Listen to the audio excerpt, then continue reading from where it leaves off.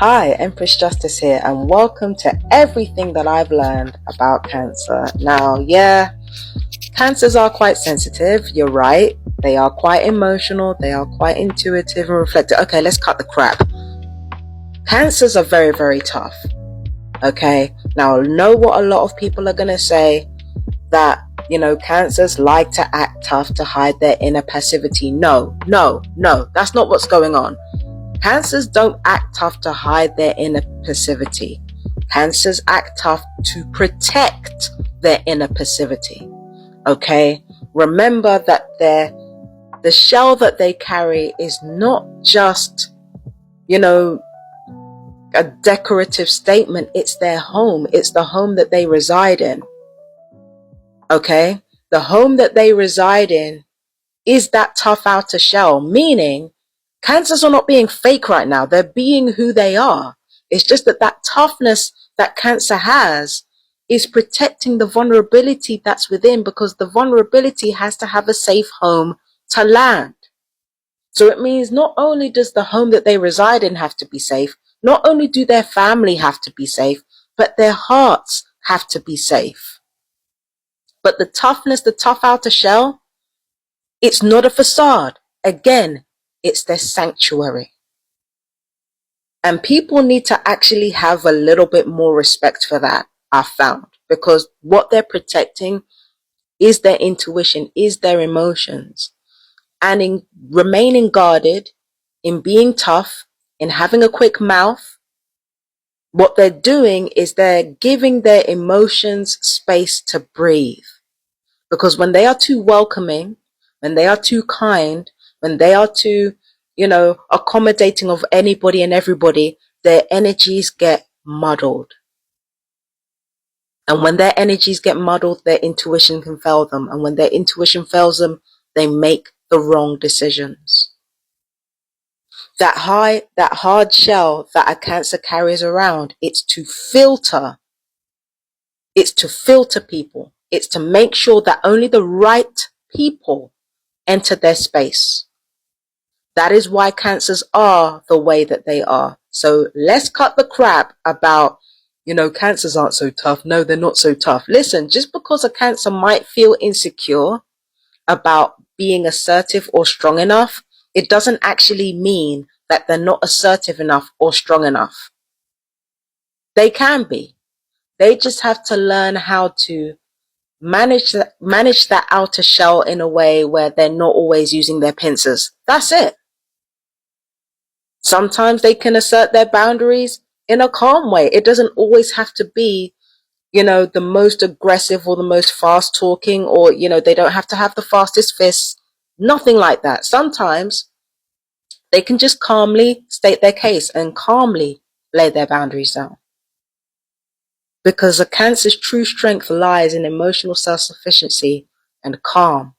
When Cancers are calm, that's when you really see some stuff. That's when their superpowers come out. But yes, a Cancer needs to remain calm. That's how they can get over their insecurities of not being assertive enough and not being strong enough. But people saying that they're just these little babies walking around who start crying at the first sign of provocation. Yeah, maybe a Cancer who doesn't know themselves do that. But the majority of Cancers that I've known, they don't do that shit. Okay? Now, let's get into the blessings that a Cancer brings with them. You see, Cancers, they don't just have blessings of spirituality or, blessings from ancestry. They don't just have like spiritual blessings or, blessings in general. They don't just have all that. They also have the blessings of magic and symbolism and symbolic sight and artistry. Cancers are usually very, very creative. So how do I put this? Symbolism, artistry, creativity. Like, the life of a Cancer is rich with these things, and also rich with all kinds of blessings. It can be like non-physical blessings, like, great music and great company. It can be physical blessings like having the right home. But Cancers usually find themselves being very blessed and they can usually be very in tune with life's magic because of it. You know, they're blessed with life's magic. And the blessings that they experience with life's magic and with spirituality and with spiritual blessings, the gift of that is to ensure that their intuition remains sharp and their intuition remains connected with source. Okay. That's the whole point of the blessings being given to them by the cosmos. It's so that they can remain intuitive. They can remain in touch with their emotions. Remember, if you're being blessed with what emotionally pleases you, if you're being blessed with what emotionally pleases you, and what emotionally makes you feel alive and cared for, if you're being blessed with these things, again, that's another way in which you get the space to intuit and get the space to feel and get the space to reflect. So spirit gives Cancer that space to feel by blessing Cancer with everything that emotionally pleases it and emotionally delights it. Cancer receives blessings of emotional delight and spiritual connection so that Cancer can get emotional space. Cancers bless themselves with that emotional intuitive space by remaining guarded and making sure not every person can walk into their rose garden. You can take that however you want to take it, metaphorical, yeah, like you can take it however you want to take it. However you want to take it, you can take it as that. But they make sure not everybody gets access to them and the beauty that they hold within their palaces. Cancers make sure that whoever walks through those doors, they come correct. That's the whole point of their hard shell. Now, when it comes to Cancers, it's been said that they can be the most immature out of all the signs. And yes, I think this is true because they're so misunderstood and because emotions are so disrespected in this world, it can lead to emotional repression from all signs. But where Cancer is concerned, emotional repression can actually stunt the growth of a Cancer. And when Cancers have to find themselves having to repress their emotions like everyone else, it can stunt their growth. It can make them feel like a child because people are not listening to their emotions. They're trivializing their emotions, making them feel bad about their emotions.